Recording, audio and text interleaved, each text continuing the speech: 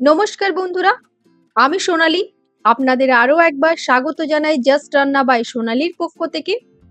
আর আমার আজকের রেসিপি বাটা মাছের ঝোল। আপনারা অবশ্যই এর আগে বাটা মাছের ঝোল বাড়িতে তৈরি করেছেন, তবে আপনাদের কাছে অনুরোধ রইল আপনারা এই রেসিপিটি একবার দেখে নিন। আমি এই রেসিপিটি রান্নাঘরে থাকা কয়েকটি হাতে গোনা ইনগ্রেডিয়েন্টস নিয়ে তৈরি করে নিয়েছি। এই রেসিপিটি খুবই সহজভাবে তৈরি করা হলেও এই রেসিপিটির কি যে স্বাদ সেটা আপনারা না ট্রাই করলে বুঝতে পারবেন না। তাহলে চলুন ঝটপট করে আমার আজকের এই রেসিপিটি দেখে নিন।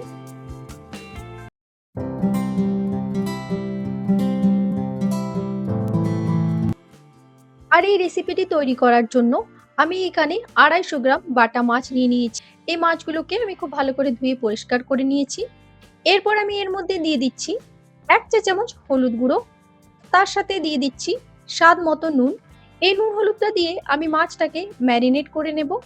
এই দেখুন আমি এখানে নুন হলুদ দিয়ে মাছটাকে ম্যারিনেট করে নিলাম। এরপর আমি মাছটাকে এভাবে নুন হলুদ মাখিয়ে কিছুক্ষণের জন্য রেখে দিচ্ছি। ততক্ষণে চলুন মাছের জন্য একটা মশলা তৈরি করে নিই। আর এই মশলাটি তৈরি করতে আমি এখানে দুটো মিডিয়াম সাইজের পেঁয়াজ নিয়ে নিলাম। তার সাথে এখানে নিয়ে নিয়েছি প্রায় 15 থেকে 20টি খোসা ছাড়ানো রসুনের কোয়া। আর তার সাথে এখানে নিয়ে নিলাম অল্প একটু পরিমাণে প্রায় 2 গ্রামের মতো আদা। এর সাথে এখানে নিয়ে নিচ্ছি 1 চা চামচ কালো সর্ষে, 1 চা চামচ পোস্ত, আর নিয়ে নিচ্ছি দুটো শুকনো লঙ্কা। তার সাথে এখানে দুটো কাঁচা লঙ্কাও নিয়ে নিয়েছি। সবশেষে এখানে নিয়ে নিচ্ছি 3টি টমেটো। যেহেতু এই মশলাটা আমি মিক্সার গ্রাইন্ডারে গ্রাইন্ড করে নেব, তাই টমেটো এবং পেঁয়াজগুলো হাফ হাফ করে কেটে নিয়েছি এইভাবে। এরপর আমি অল্প একটু পরিমাণে এর মধ্যে জল অ্যাড করে দিচ্ছি। তারপর একটা মিক্সার গ্রাইন্ডারের মধ্যে সবকিছুর একটা স্মুথ পেস্ট তৈরি করে নিচ্ছি। এই দেখুন এই রেসিপির একটা স্পেশাল মশলা আমি এখানে তৈরি করে নিলাম। তাহলে চলুন এরপর আমি ঝটপট করে রান্নাটা শুরু করে দিই। আর তার জন্য একটা প্যানকে গরম করে নিয়ে আমি এই প্যানের মধ্যে দিয়ে দিচ্ছি প্রায় 5 টেবিল চামচের মতো সর্ষের তেল। আর এখানে তেলটাকে ভালোভাবে গরম করে নিয়ে একে একে মাছগুলো আমি এখানে অ্যাড করে দিচ্ছি। আর মাছগুলো অ্যাড করার পরেই মাছগুলোকে খুব ভালোভাবে ফ্রাই করে আমি মাছগুলো তুলে নেব। দেখুন এখানে আমি মাছগুলোকে এপিট ওপিট উল্টে পাল্টে খুব ভালোভাবে ফ্রাই করে তুলে নিলাম।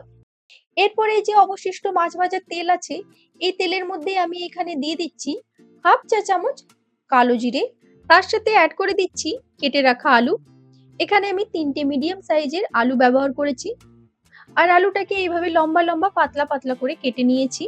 এরপরে এই আলুটাকে 1 থেকে 2 মিনিট মতো আমি একটুখানি ফ্রাই করে নেব। এই দেখুন আমি এখানে একটুখানি আলুটাকে ফ্রাই করে নিয়েছি। তারপর এখানে যে বাটা মশলাটি তৈরি করে রেখেছিলাম সেইটা অ্যাড করে দিলাম। আর এই বাটা মশলাটা অ্যাড করার পর মশলাটাকে আগে ভালোভাবে মিশিয়ে নিচ্ছি। এরপর এই মশলাটাকে আমি বেশ কিছুক্ষণ ধরে কষিয়ে নেব, যতক্ষণ পর্যন্ত না এই মশলার যে একটা কাঁচা ভাব আছে সেটা চলে যাচ্ছে। এই দেখুন এখানে বেশ কিছুক্ষণ ধরে মশলাটা কষানোর ফলে মশলা থেকে সমস্ত রকমের কাঁচা ভাবটা চলে গেছে। এরপর আমি এর মধ্যে কিছু ড্রাই মশলা অ্যাড করে দেব, যার মধ্যে আমি এখানে নিয়ে নিলাম 1 চা চামচ জিরে গুঁড়ো, 1 চা চামচ ধনে গুঁড়ো, হাফ চা চামচ হলুদ গুঁড়ো, তার সাথে নিয়ে নিলাম 1 চা চামচ শুকনো লঙ্কার গুঁড়ো। আর তার সাথে এখানে দিয়ে দিচ্ছি স্বাদ মতো নুন।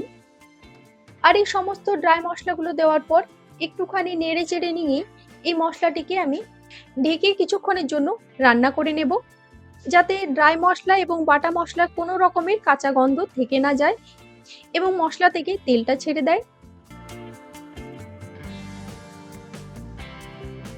এই দেখুন কিছুক্ষণ ঢেকে রান্না করার ফলে এখানে মশলার কাঁচা ভাবটা চলে গেছে এবং মশলা থেকে তেলটাও ভালোভাবে ছেড়ে দিয়েছি। এরপর আমি এখানে অ্যাড করে দিচ্ছি পরিমাণ মতো জল। এখানে আমি যে আলুগুলো ব্যবহার করেছি প্রায় সেদ্ধ হয়ে গেছে, বাকি অল্প সেদ্ধ হওয়ার জন্য আমি এখানে পরিমাণ মতো জলটা নিয়ে নিয়েছি।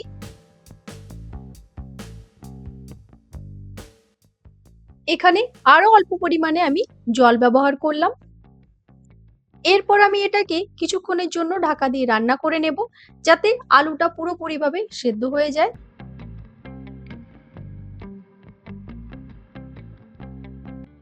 এই দেখুন আমি এখানে ঢেকে কিছুক্ষণ রান্না করে নিয়েছি আর এখানে আলুটাও পুরোপুরিভাবে সেদ্ধ হয়ে গেল। এরপর আমি এর মধ্যে ভেজে রাখা মাছগুলো অ্যাড করে দিচ্ছি। আর এখানে মাছগুলোকে অ্যাড করার পর ঝোলটাকে আবারও 2 মিনিট মতো ফুটিয়ে নিতে হবে।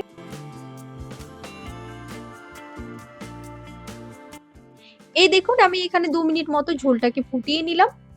আর এখানে দেখুন ঝোলটাও বেশ একটুখানি ঘন হয়ে এসছে। এই সময় আমি গ্যাসের ফ্লেমটাকে অফ করে দিচ্ছি। এরপর গরম গরম ভাতের সাথে এই বাটা মাছের ঝোল সার্ভ করার পালা। আপনারাও এইভাবে বাটা মাছের ঝোল বানিয়ে দেখুন। এটা খুবই সহজ একটা রেসিপি। তাহলে আপনাদের কেমন লাগলো আমার আজকের এই রেসিপি তা আমাকে অবশ্যই লিখে জানাবেন, এবং আমার ভিডিও যদি আপনাদের ভালো লেগে থাকে তাহলে অবশ্যই লাইক, শেয়ার এবং সাবস্ক্রাইব করবেন। আর পাশে থাকা বেল আইকনটি প্রেস করতে কিন্তু একদম ভুলবেন না।